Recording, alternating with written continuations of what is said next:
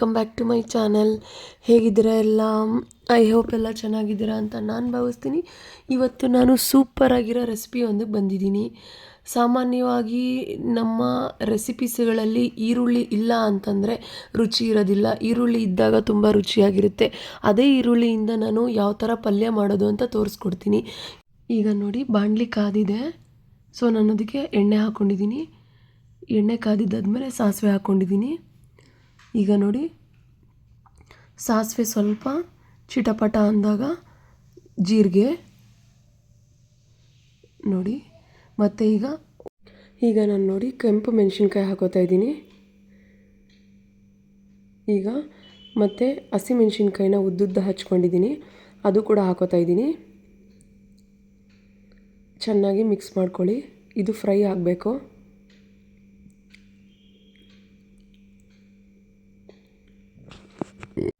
ನೋಡಿ, ಫ್ರೈ ಆಗಿದೆ. ಈಗ ನಾನು ಹಚ್ಕೊಂಡಿರೋಂಥ ಈರುಳ್ಳಿನ ಹಾಕೋತಾ ಇದ್ದೀನಿ. ಇದು ಚೆನ್ನಾಗಿ ಫ್ರೈ ಆಗಬೇಕು.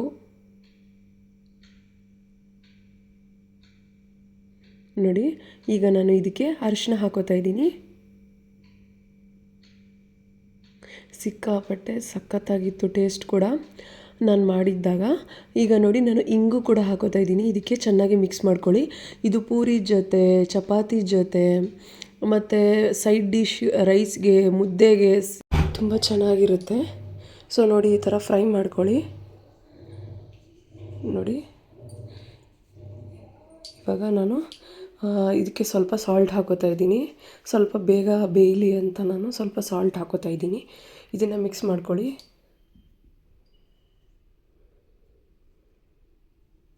ನೋಡಿ, ಈ ಥರ ಫುಲ್ಲು ಮಿಕ್ಸಿಂಗ್ ಆಗಬೇಕು. ನೋಡಿ, ಈ ಥರ ಫುಲ್ಲು ಮಿಕ್ಸಿಂಗ್ ಆಗಬೇಕು. ಈಗ ನಾವು ಲಿಡ್ ಕ್ಲೋಸ್ ಮಾಡ್ಕೊಳ್ಳೋಣ. 1-2 ನಿಮಿಷ ಸ್ವಲ್ಪ ಬೇಯಬೇಕು. ಇದು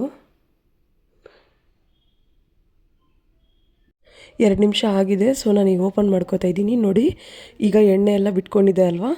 ಸೊ ಇದನ್ನು ಈಗ ಜಸ್ಟ್ ಮಿಕ್ಸ್ ಮಾಡ್ಕೊಳ್ಳಿ. ಈಗ ನಾವು ಹಚ್ಚಿರೋ ಅಂಥ ಟೊಮೆಟೊನ ಇದಕ್ಕೆ ಆ್ಯಡ್ ಮಾಡ್ಕೊತಾ ಇದ್ದೀನಿ. ಈಗ ನೋಡಿ, ಮಿಕ್ಸ್ ಮಾಡ್ಕೊಳ್ಳಿ ಚೆನ್ನಾಗಿ. ತುಂಬ ಸಿಂಪಲ್ ರೆಸಿಪಿ ಕೂಡ ಇದು. ನೋಡಿ, ಈ ಥರ ಮಿಕ್ಸ್ ಮಾಡಿಕೊಂಡೆ. ಈಗ ನಾವು ಇದಕ್ಕೆ ಸ್ವಲ್ಪ ಇವಾಗ ಆಗಲೇ ಸ್ವಲ್ಪ ಸಾಲ್ಟ್ ಹಾಕಿದ್ರಲ್ವಾ, ಈಗ ನೋಡಿಕೊಂಡು ಎಷ್ಟು ಬೇಕೋ ಅಷ್ಟು ಸಾಲ್ಟ್ ಹಾಕ್ಕೊಳ್ಳಿ.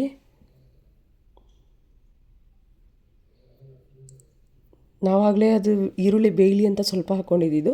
ಈಗ ನೀವು ನೋಡಿಕೊಂಡು ಕರೆಕ್ಟಾಗಿ ರುಚಿಗೆ ತಕ್ಕಷ್ಟು ಎಷ್ಟು ಹಾಕಬೇಕೋ ಅಷ್ಟು ನೋಡಿಕೊಂಡು ಉಪ್ಪು ಹಾಕ್ಕೊಳ್ಳಿ.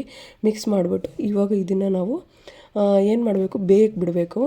ಇದು ಟೊಮೆಟೊ ಸ್ವಲ್ಪ ಬೇಯಬೇಕಲ್ವಾ? ಸೊ ಅದಕ್ಕೇ ಸ್ವಲ್ಪ ಎಣ್ಣೆ ಬಿಟ್ಕೊಳ್ಳೋವರೆಗೂ ನಾವು ಇದನ್ನು ಲಿಡ್ ಹಾಕಿ ಕ್ಲೋಸ್ ಮಾಡ್ಕೊಳ್ಳೋಣ.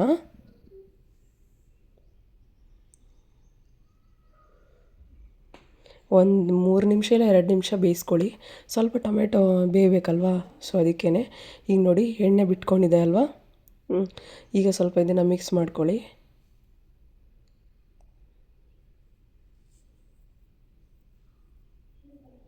ಈಗ ಆಲ್ರೆಡಿ ಆಗಿದೆ. ಸೊ ನೋಡಿ, ನಾನು ಇಲ್ಲಿ ಚಪಾತಿ ಜೊತೆ ನಾನು ಈರುಳ್ಳಿ ಪಲ್ಯ ತೊಗೊಂಡಿದ್ದೀನಿ. ಸಿಕ್ಕಾಪಟ್ಟೆ ಚೆನ್ನಾಗಿತ್ತು, ಟೇಸ್ಟಿಯಾಗಿತ್ತು. ಸಿಂಪಲ್ ರೆಸಿಪಿ ಕೂಡ ಇದು. ಪೂರಿ ಜೊತೆ ಮತ್ತು ರೋಟಿ ಜೊತೆ ಕೂಡ ತೊಗೋಬೋದು, ಸೈಡ್ ಡಿಶ್ ಆಗಿ ತೊಗೋಬೋದು. ಈ ಥರ ರೆಸಿಪಿನ ಮಾಡಿಕೊಂಡು ತಿನ್ನಿ, ಚೆನ್ನಾಗಿರುತ್ತೆ. ಸಿಂಪಲ್ ಟೇಸ್ಟಿಯಾಗಿರುತ್ತೆ. ಈ ವಿಡಿಯೋ ನಿಮ್ಗೆ ಏನಾದರೂ ಇಷ್ಟ ಆದರೆ ಲೈಕ್, ಶೇರ್, ಸಬ್ಸ್ಕ್ರೈಬ್ ಮಾಡ್ಕೊಳ್ಳಿ. Thank you for watching. Bye bye.